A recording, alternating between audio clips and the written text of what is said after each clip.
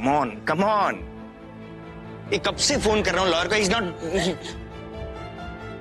ऋषभ पुत्र तू आ गया बेटा।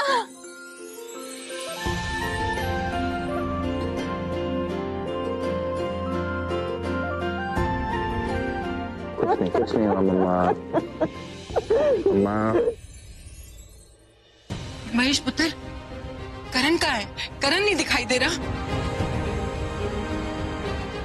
कैसे बताऊं इन्हें कि करण अभी भी जेल में। करण कहाँ है? नहीं आ रहा, मैं कह रहा हूँ ना आ रहा। महेश भैया, अगर आपको कोई एतराज ना हो तो क्या मैं आपसे पूछ सकती हूँ कि करण कहाँ है? आई एम सॉरी करीना, उस वक्त मेरा मूड ठीक नहीं था, तुम पर चिल्ला दिया। I am really sorry. एक मिनट महेश जी, जब ऋषभ के लॉयर का फोन आया था तब उसने कहा था कि वो करण और ऋषभ दोनों को साथ में घर भेज रहे हैं। अब ऋषभ पुत्र तो आ गया, लेकिन मेरा करण दिखाई क्यों नहीं दे रहा? मेरा करण कहाँ है? तुम कुछ बोलते क्यों नहीं हो? मुझे जवाब दो, मेरा करण कहाँ है? जेल में है, जेल में है। सॉरी मैं नहीं ला पाया हूँ। महेश जी आप सॉरी नहीं, आपने मुझे वादा किया था आप मेरे करण को घर लेके आएंगे। मेरा करण बेटा कहाँ है? उसके जेल में क्या हालत हुई होगी? नहीं मुझे बताइए, मुझे मेरा करण चाहिए, मुझे मेरा करण चाहिए। पूरा एपिसोड देखिए ZEE5 पर।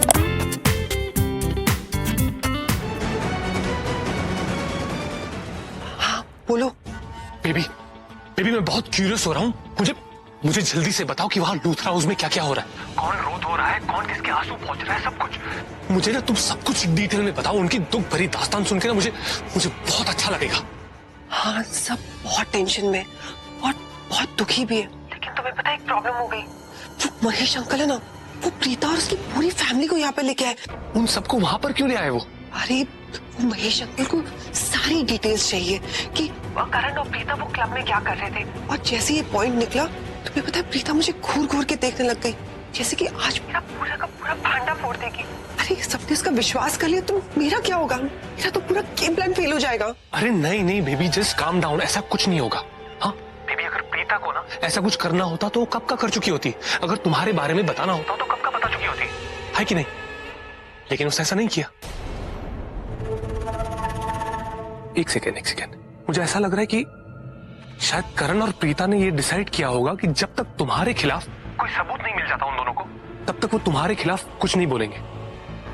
ओ नाउ आई गेट इट। इसी वजह से वो लोग क्लब आए थे, तुम्हारे पीछे तुम्हारा पीछा करने, ताकि उन्हें तुम्हारे खिलाफ कोई ना कोई सबूत मिल सके। बट बेबी एक बात बताओ, तुम्हारे खिलाफ उनके पास कोई सबूत नहीं है, तो फिर तुम टेंशन क्यों लेती हो? Just relax. हाँ मम्मी, यहाँ पे सब कुछ ठीक है, आप खाना खा लीजिए। और हाँ, अपनी दवाई लेना मत भूलना।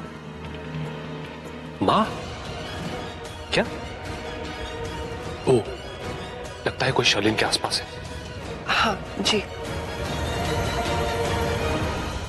वो ऋषभ जी, मॉम को बहुत फिक्र हो रही थी, तो वो खाना भी नहीं खा रहे।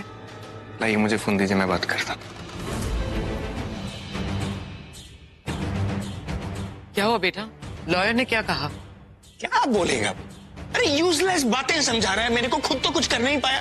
एक छोटी सी बेल करवानी है, वो तो करवा नहीं पाया, मुझे लेक्चर दे रहा है पुलिस स्टेशन में कैसे बिहेव करना चाहिए, कैसे बिहेव नहीं करना चाहिए समझा रहा है। क्या फायदा ऐसे वकीलों का जो कानून की दाव पेच नहीं समझते। मेरा भाई जेल में है, मैं कैसे बर्दाश्त करूं, मुझे समझ नहीं आ रहा।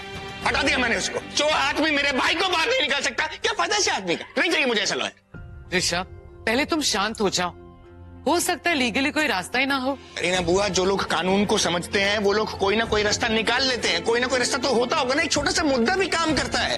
अरे चाहता तो झट से कोई कहानी बना देता। और मैं कहता हूँ कहानी बनाने की क्या जरूरत है? सच तो यह है ना कि करण का और ड्रग्स से कोई लेना देना ही नहीं है, तो फिर सच प्रूफ करने में कितनी देर लगती है? अपने तरीके से इंस्पेक्टर को समझा देता, लेकिन नहीं, वहां पर खड़ा है बेवकूफों की तरह, सोल्यूशन ही नहीं है उसके पास। शांत हो जा बेटा, गुस्सा करके क्या होगा? हाँ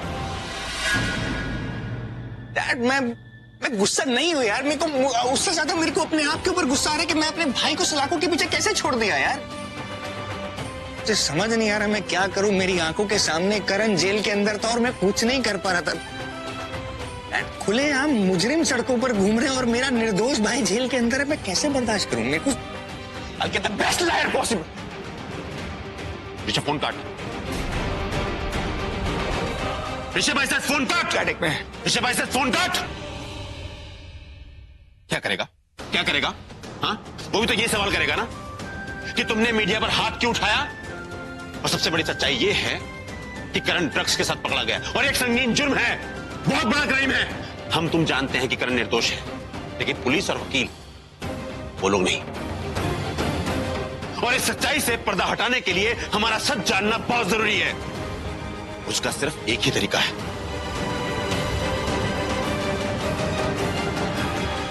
देखो प्रीता, मेरी तो समझ में नहीं आ रहा है कि करण उस क्लब में मिलने आखिर किससे गया था। क्या तुम बता सकती हो कि करण वहां मिलने किससे गया था? एक मिनट, कहीं वो तुमसे मिलने तो क्लब नहीं गया, पर तुम तो अपनी बहन के पार्लर में थी ना, वहां से क्लब कैसे पहुंची? प्रीता, ये टुकड़ों में इंफॉर्मेशन देना बंद करो। कुछ क्लियर नहीं हो पा रहा है। आप लोगों को शायद साफ साफ दिखाई नहीं दे रहा, पर मुझे सब कुछ अच्छी तरह से दिखाई दे रहा है। आज मेरा बच्चा जो जेल में है ना, उसकी वजह ये प्रीता है।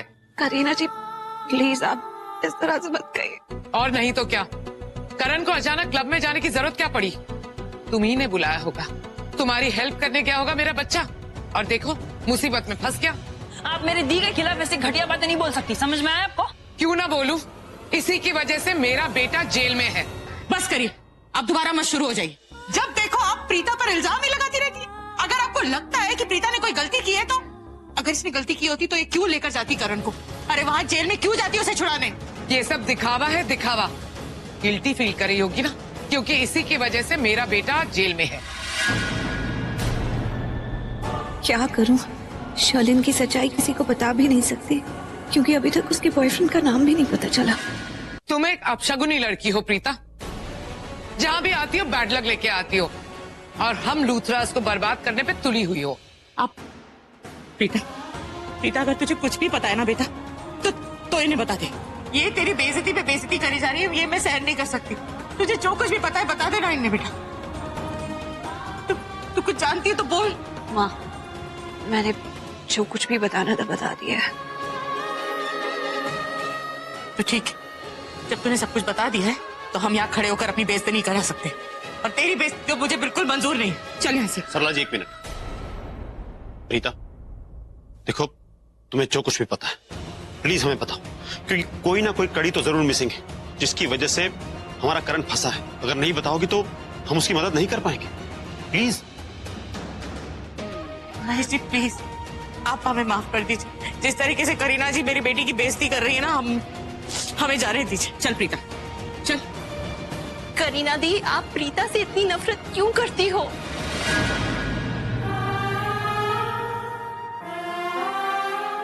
एक बात याद रखना, माँ बाप कभी भी अपने बच्चों को छोड़कर कहीं नहीं जाते, वो हमेशा उनके आसपास होते हैं।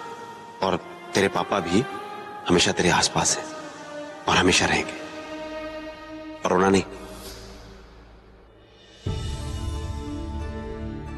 ऋषभ जी के तो मुझ पर और मेरी बहन पर बहुत एहसान है। अगर ये शादी उनकी जिंदगी में खुशियां लाती है तो एज अ वेल विशर मैं उनसे जरूर बात करूंगी। सिर्फ बात नहीं करना है पुत्र, उसे शादी करने के लिए मनाना है।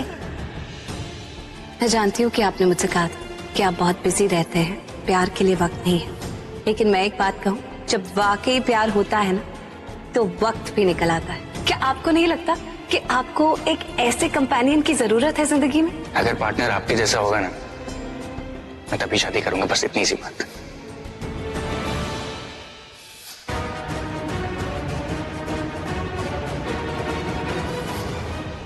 प्रीता क्या सोच रही? चल यहाँ से, चल चल।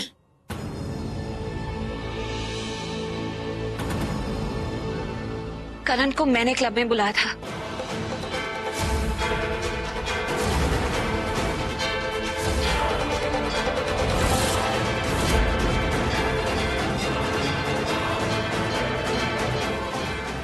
महेश अंकल, मुझे एक ऐसा सच पता है जो यहाँ पर कोई नहीं जानता।